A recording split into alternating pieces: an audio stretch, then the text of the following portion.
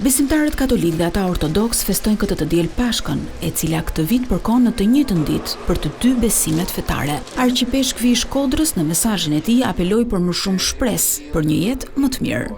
Krishti i ringjallur është themeli i shpresës së sonë dhe burimi i çdo rilindje të re.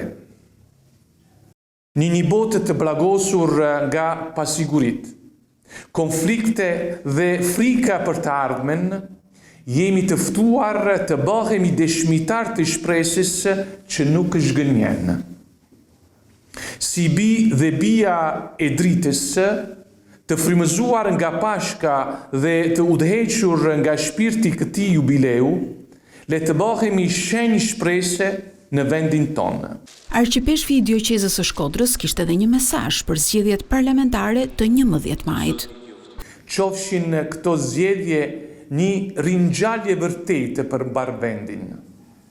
Qytetarët të vendosin shumë shpresë në këto zgjedhje dhe nuk mund të zhgënjehen.